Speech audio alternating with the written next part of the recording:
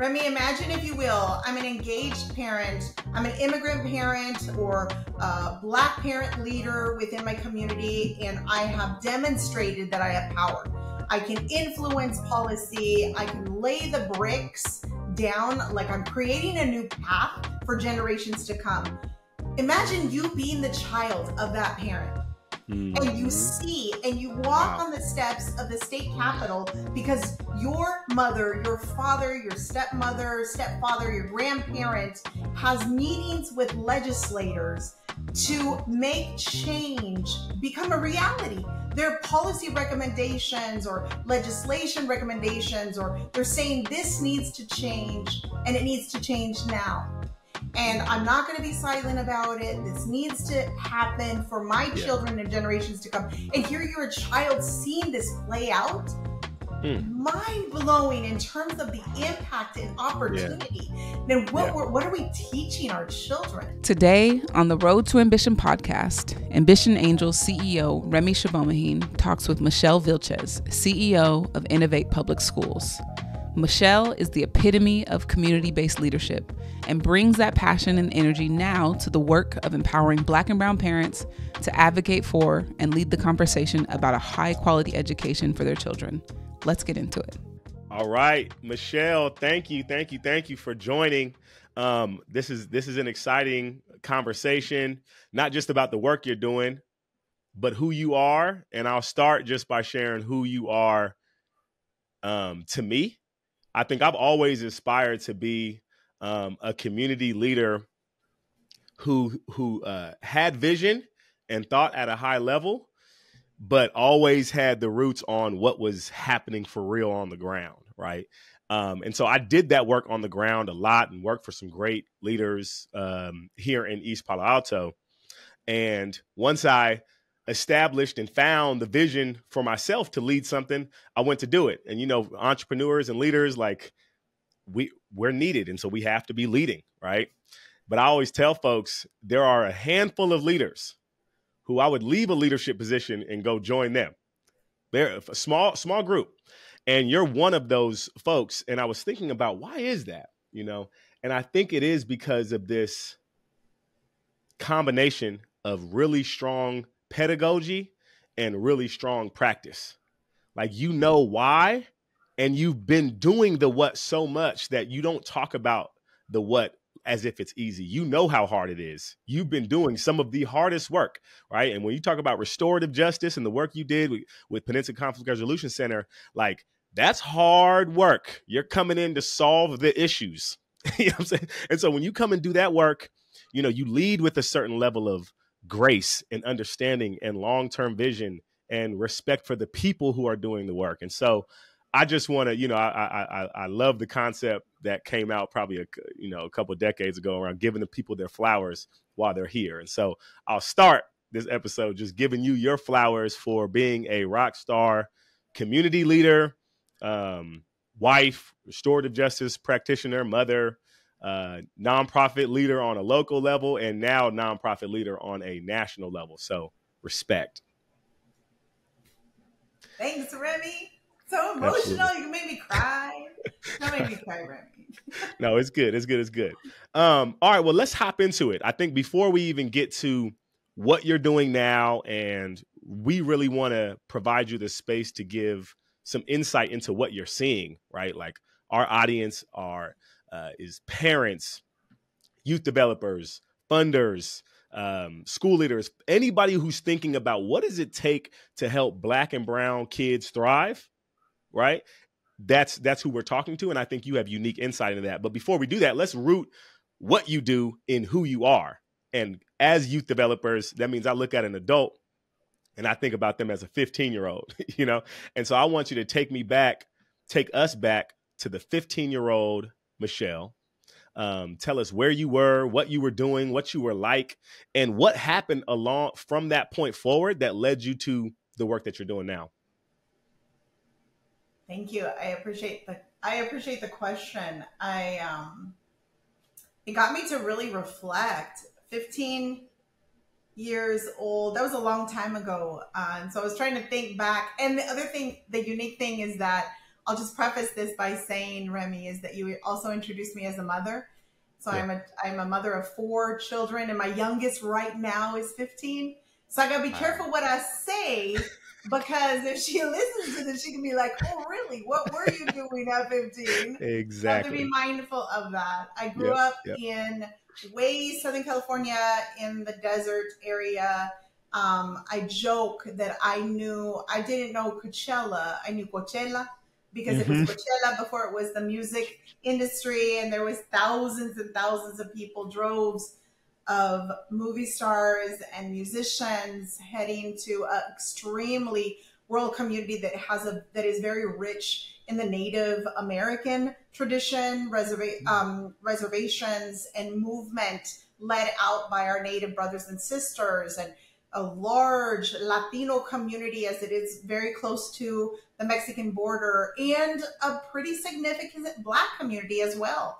And years ago, there wasn't much out there. And at 15 years of age, I was probably a very young sophomore, having to take multiple public buses to this high school that we were attending, because there was not a high school within our community at the time. Years later, they built a couple of high schools within that region, but you're talking about, decades ago. And this was also in the height of where, racist policing was at an all-time high, where drug, alcohol, gang violence was at an all-time high in many of our predominantly Black and brown communities. And so poverty, you didn't know that you didn't have much. You didn't know what you didn't know.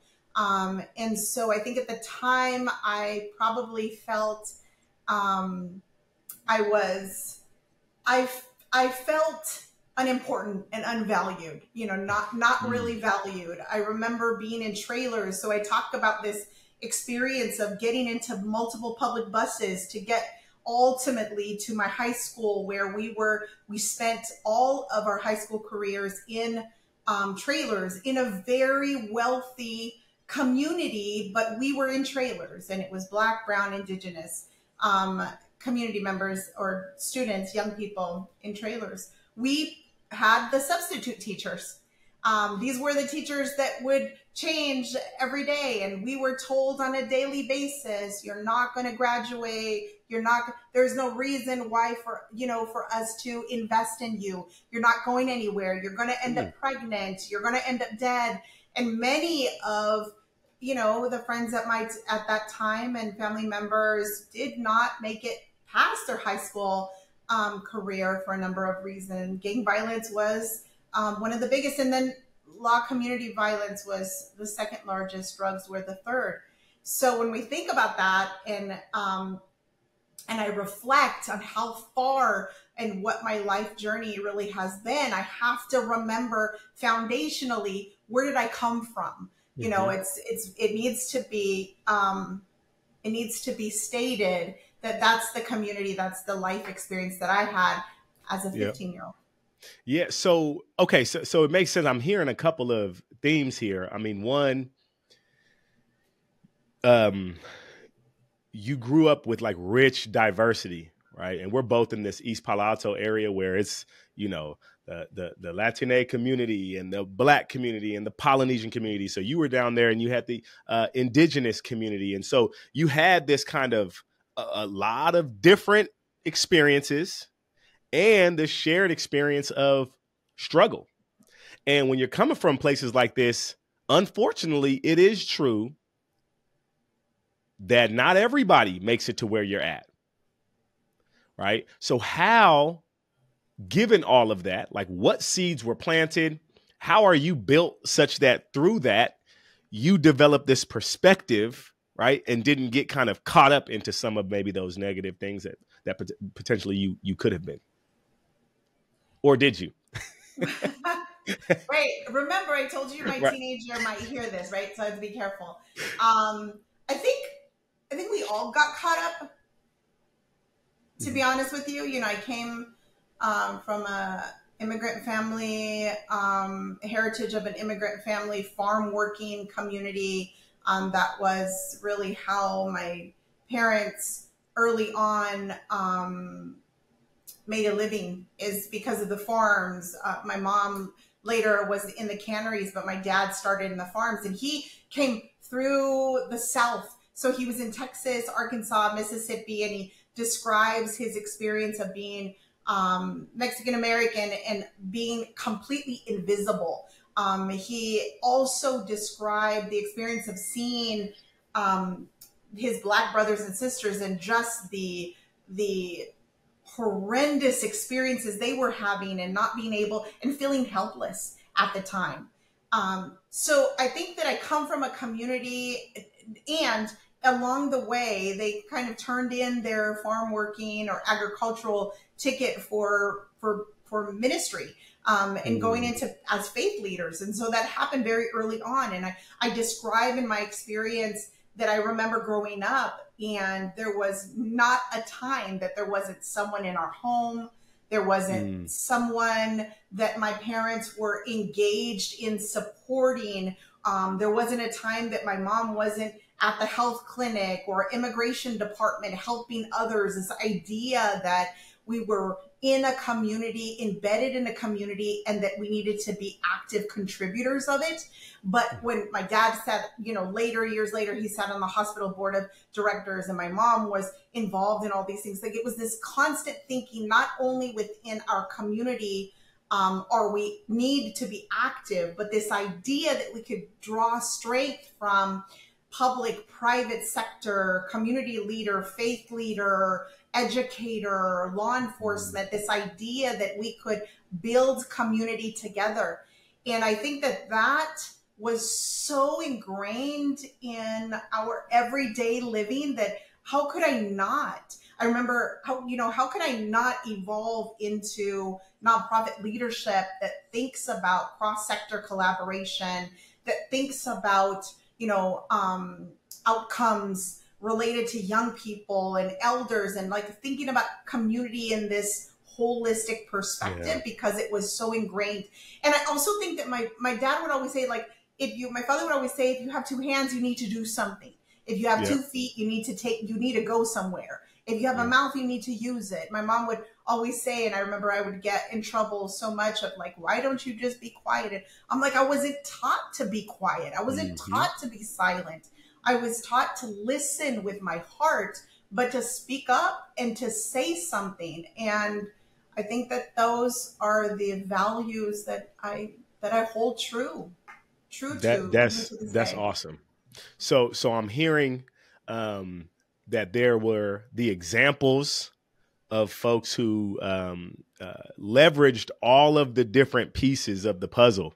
Like, there was this understanding that we are all necessary because when you're in struggle and the goal is uplift, you really can't do it by yourself. You actually do. That's what it's almost like you weren't even taught that explicitly. It was just around you.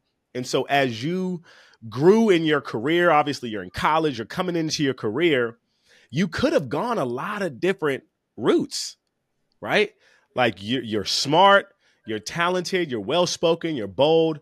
You could have gone the corporate route and want to go, make money, you come from poverty. So that could have been the way you went. Why did you go the different direction? And just tell us a little bit about what you did do in those early stages of your career. I'm so grateful that you asked me this question, because I never get to talk about the fact growing up, I wanted to be an architect. I was fascinated by buildings and structures, and even to this day, the lines on buildings and the way in which the architect thought about the creation and the flow of activity and how people would interact with this building. And I would draw a lot. Remi, I would carry around a book and I would draw, constantly drawing. And I had a teacher who took my book and ripped pages out of it and said to me, "You'll never be an architect. You'll never be an artist. Why would we even waste energy? You need to focus on what you're doing right now." Couldn't see beyond my attitude or experience or my circumstances or my environment and the landscape, couldn't see beyond that because of my address or because of my last name or because of my community or whatever it was. And I think that, when I think now, some fast forward X amount of years, I think about, at the end of the day, am I still an architect? I am. I'm an architect of community. I'm an architect of thinking about design and opportunity of systems and individuals and groups and coalitions, and this idea again that we're all going to engage with each other on any given issue or topic or campaign, and how can we ensure that we're having the best experience. And these are complex issues within this community. So I think that if anything, that innate interest in being an architect has come through. It just looks a lot different. There's this innovative approach or perspective to it. So I know what you mean. I when I was graduating, I wanted to be an actor, and I was going to move down to LA, and I wanted to pursue it, but I had this heart and this passion for the community and for youth development. And when I came into youth development and started doing it full time, I realized that like what I loved about acting was critical to youth development, because what I loved about acting was the experience of empathy to try to understand a character and like the work of almost becoming that character. And so in working with kids, it's like really trying to understand you and put myself deeply in your shoes so that we can help move you forward. So I love that concept that like we may have this, kind of leaning towards a specific job or career, but it might take a different turn. But what drew you there is still active. So then bring us into the now. Now we're, someone comes up to Michelle Vilchez, maybe it's a conference or maybe it's at the store, and they say, "Oh yeah, Michelle, what are you up to now? What are you trying to accomplish in the world?" Right? How do you explain that to them? I get the question a lot. So it's good. This is good practice. This is elevator speech. There you go. It's good practice. I say I have the opportunity to build parent power and to make changes for generations to come. And when I think about, building parent power to make policy, whether it's on the regional, local level, state level, national level, or beyond, to influence systems and policies through parents being at the center of it. So I'm a parent, and I think about the experience, and I think about the barriers and limitations that my own parents may or may not have had at the time. I think about the privileges that I have now, Remi. I mean, you're a parent, you know how to navigate the system, you're college educated, you speak and understand the language, you know how to navigate through particular systems. And to be quite honest, you have relationships. You have relationships to navigate. And that's power, Remi. That's power. So I recognize that I have power. I also live in a community that there are still some educational hurdles we need to get through for our young people. And I think and believe that if we can bring parents together and put them at the center of those decision-making policies, influencing systems, and all these complex issues, at the end of the day, education is going to be better because of it for generations to come. So I want to put power in the hands of parents so they can determine their outcome, regardless of address, like I shared earlier, or last name or experience or whatever. Regardless, I want to put power in the hands of parents.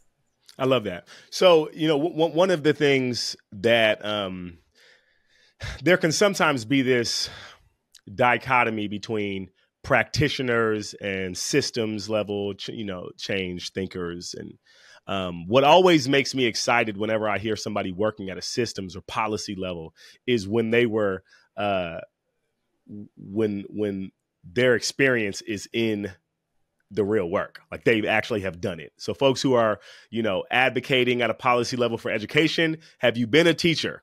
You're taught, you're making claims about teachers. Have you been there? Right. And I feel like I understand them a little bit more when they're talking. And so I would love to know, like, practically, give the audience even some of the practical steps that Innovate Public Schools is taking, right, under your leadership to put power back in the hands of parents.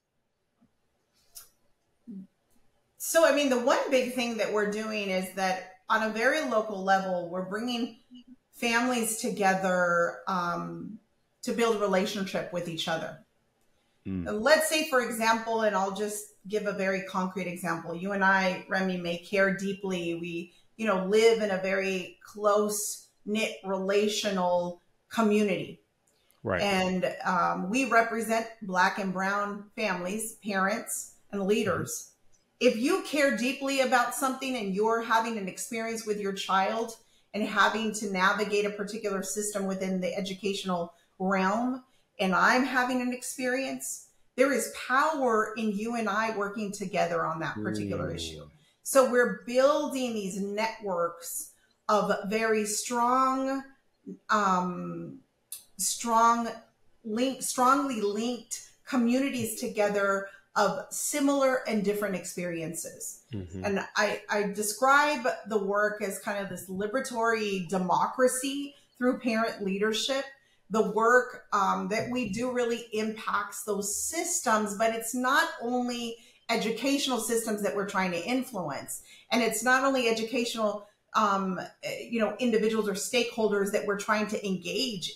There's a larger civic engagement component to it outside of themselves.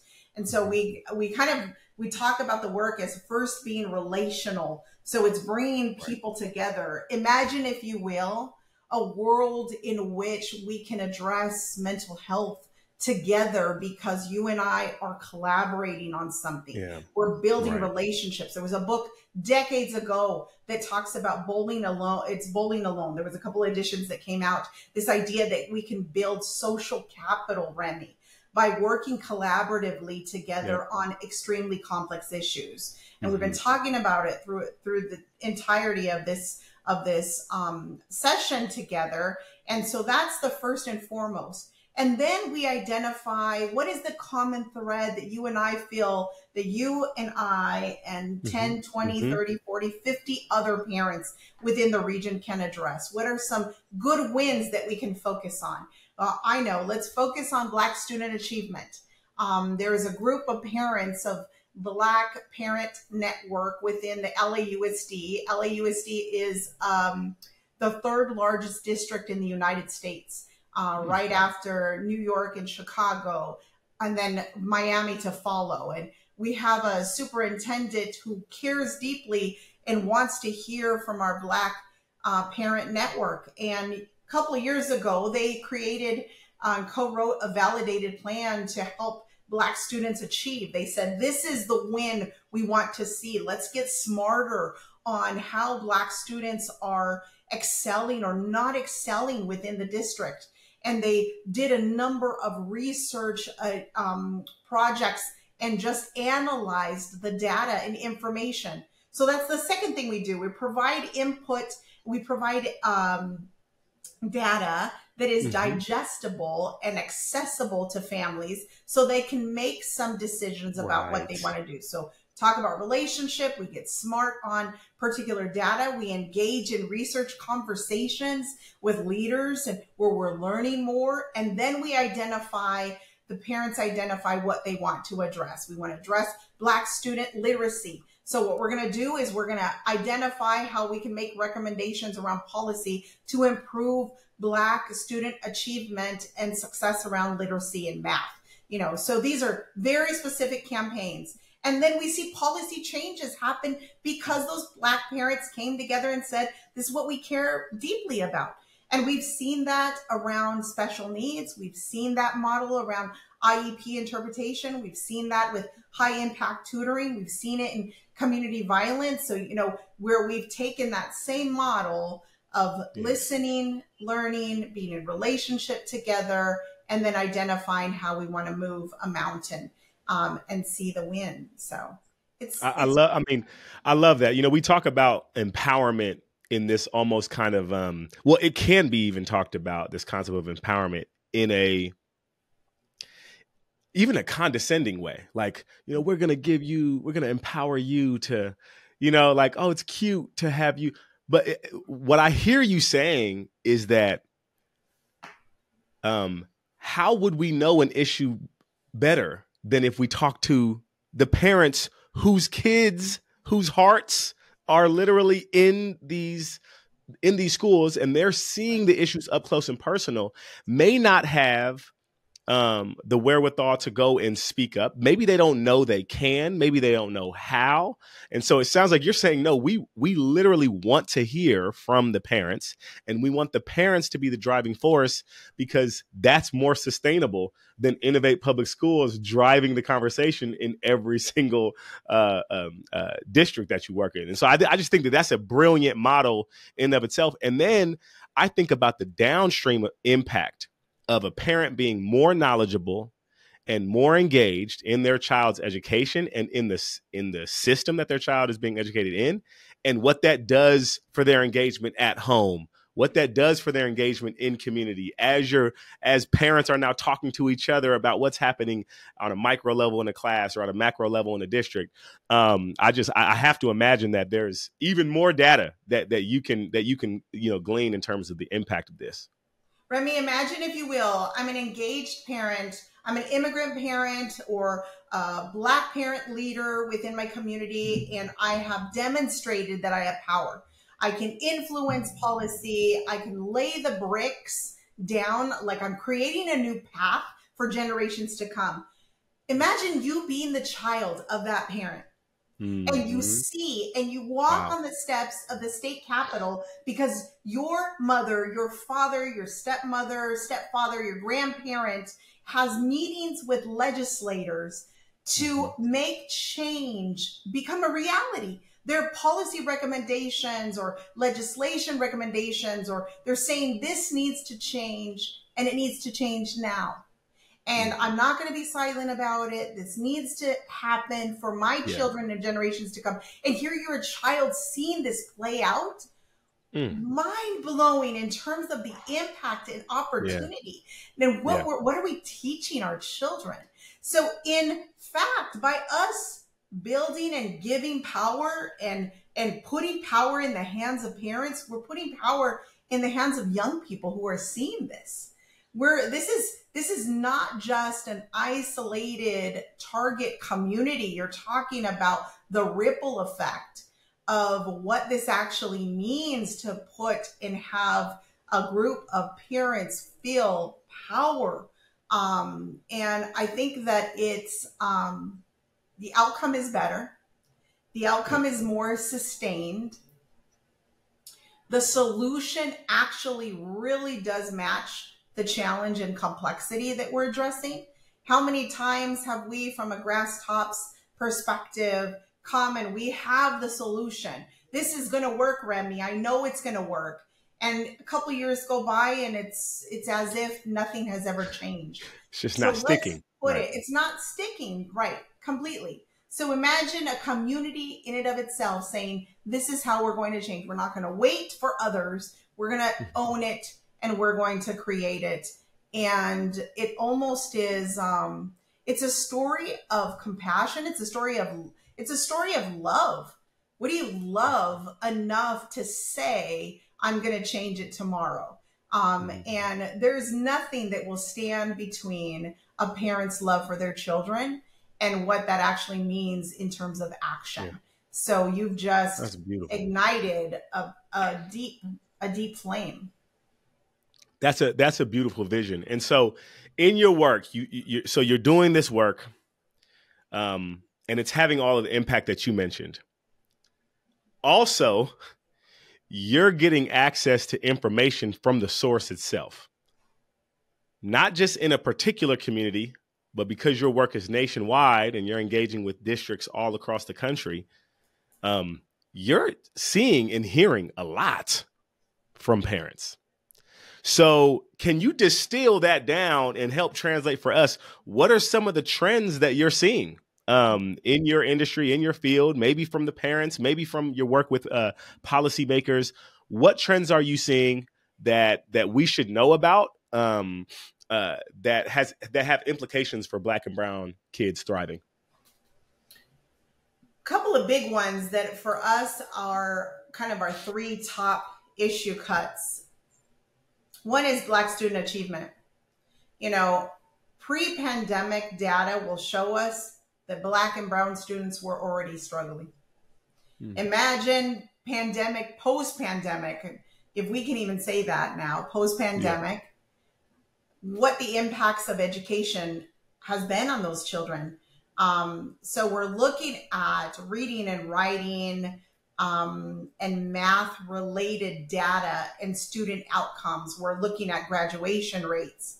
We're looking at, we actually on an annual basis, we stopped for a while, but are going to be picking it up again, provide a top schools report that takes data from a number of different sources to put it together to provide and put in the hands of parents. We have a research and policy team that is part of our organization, and they really are, Remi, the target audience are parents, putting data and research in the hands of parents so they can make strong decisions and policy recommendations.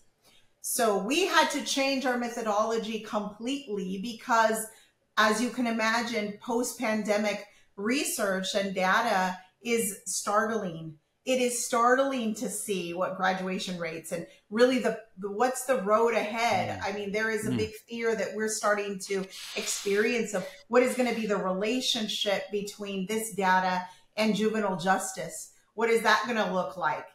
What is it going to look like in terms of high school graduation and 2-4-year college acceptance? What is it going to look like in terms of job security and high school graduation and job security? What is it going to look like in terms of social, emotional skills and talents that young people have that are going to be equipped or ill-equipped to think about sustaining the future? So, it has us a mess. It has us a mess to really think about those issues. So Black student achievement definitely is one. SPED is another, special needs, and IEP interpretation translation, and high impact tutoring as one of the solutions to addressing the educational gap that we're experiencing and that is showing up in the data. So those are basically the ones that we're starting to talk about.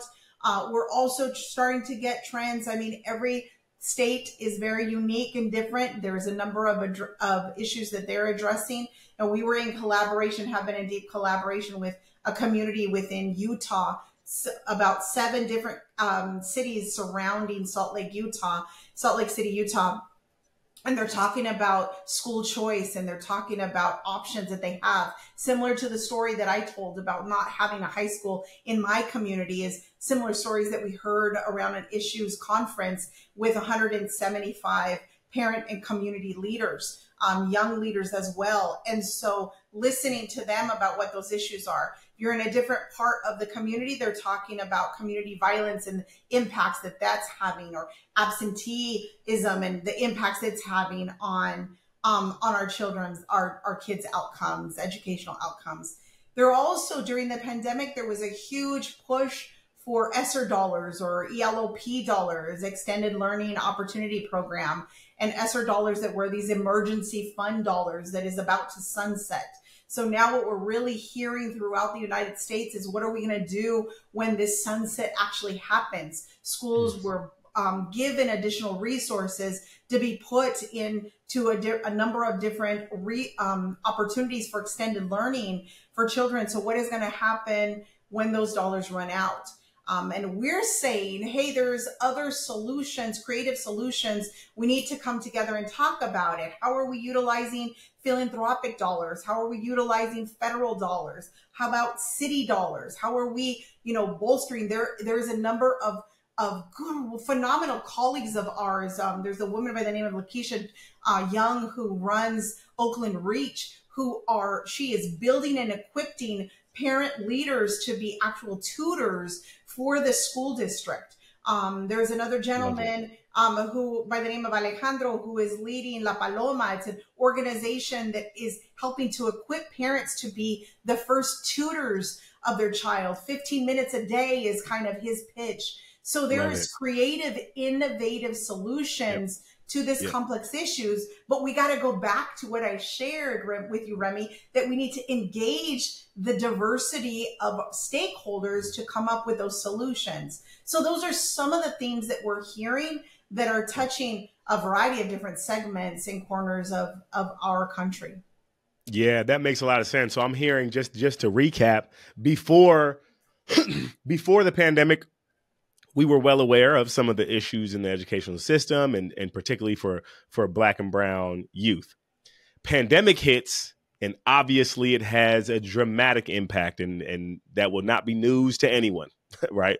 But there were these quick solutions, and Band-Aids are necessary when a crisis happens. Right. It's not necessarily the time to say, let's think for 3 years about this at a Stanford PhD. Like, no, it's like they had to make things happen. But now that we're almost coming, quote unquote, like you said, out of the pandemic, and some of those dollars are drying up, there's not as much energy and focus as much as there was at a certain point.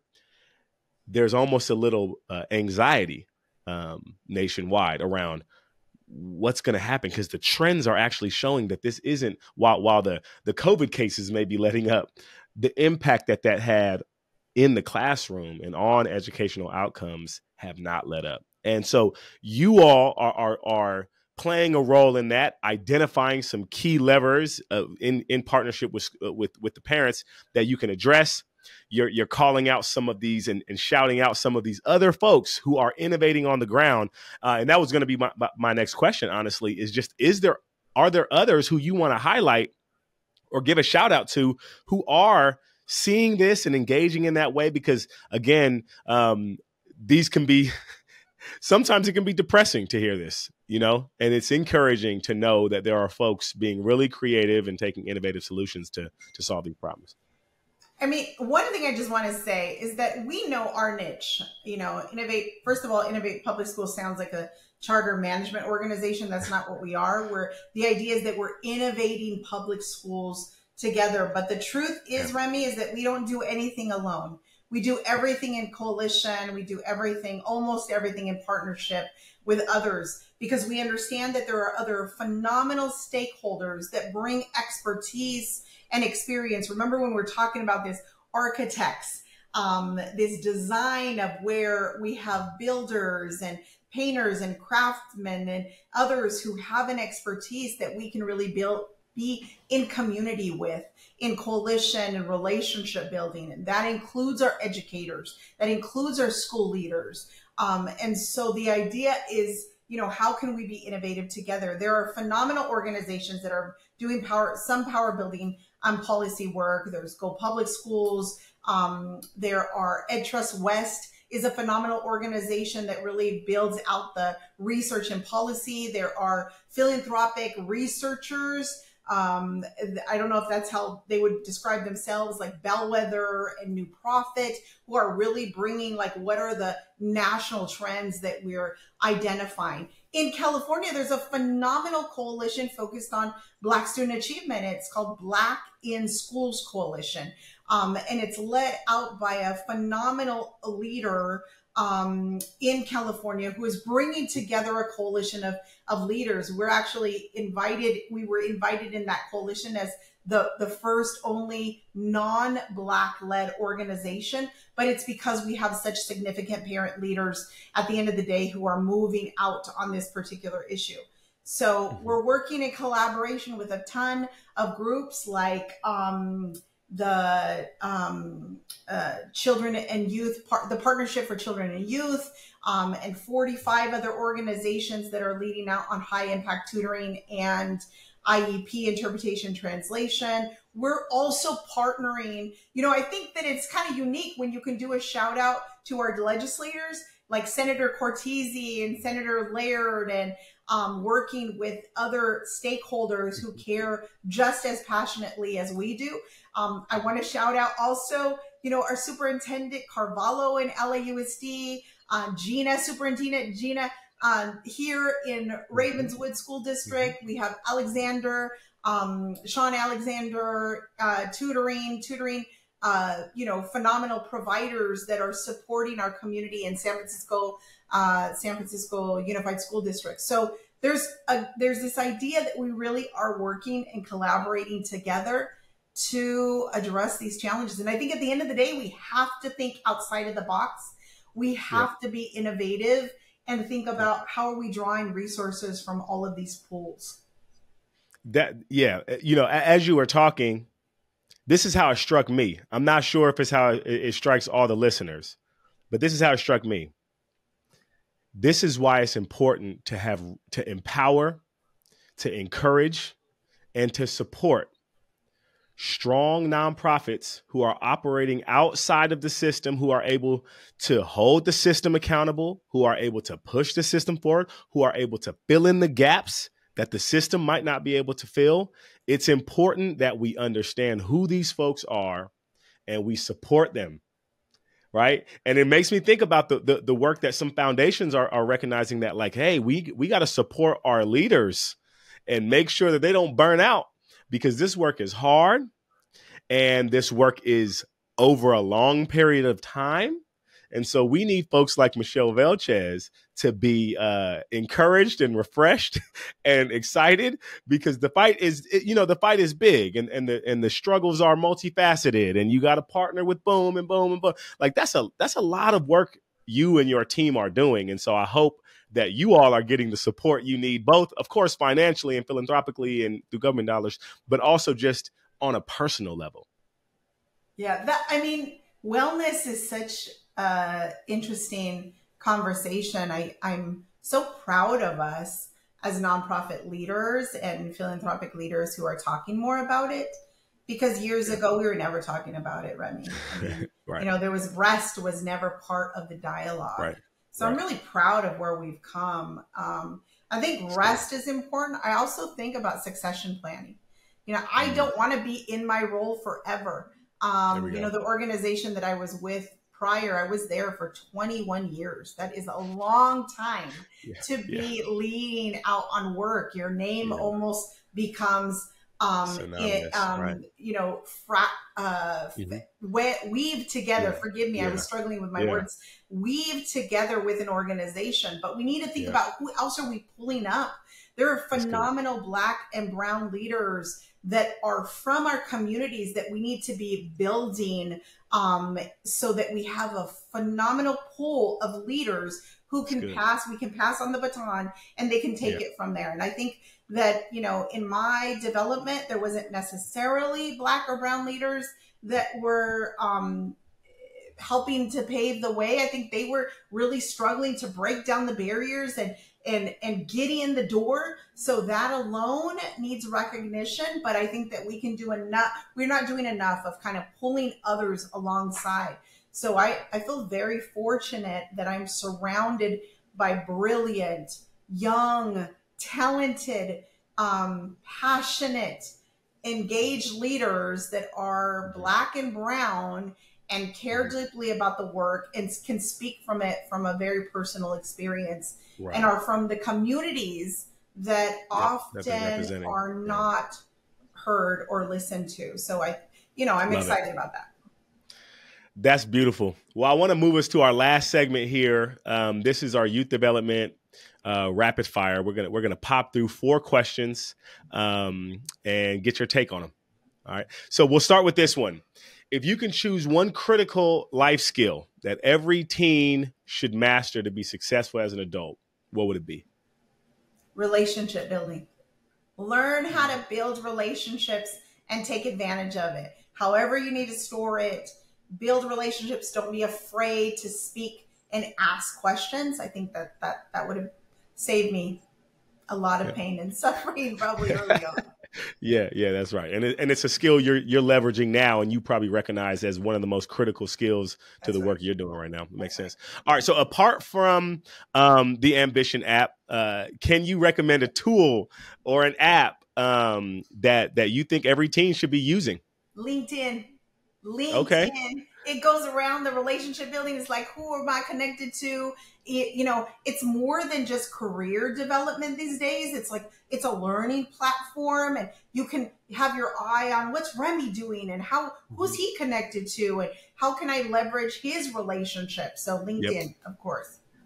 That I love that. Makes sense, right? These social networking platforms oftentimes are just entertainment platforms for the teens, right? TikTok, Instagram, right? Whereas LinkedIn is more of a tool to use, right? And so that makes sense to me. All right, what's the best piece of advice that you can give to an adult who is trying to make some positive impact on a teen or a group of teens that they're working with? Adopt a youth mentor. There's a lot that you can learn from your youth mentor. Youth doesn't mean they only have to be the mentee. Like, surround yourself. Like I told you, I got young people, they be teaching me like all kinds of lingo. And I'm like, what does that even mean?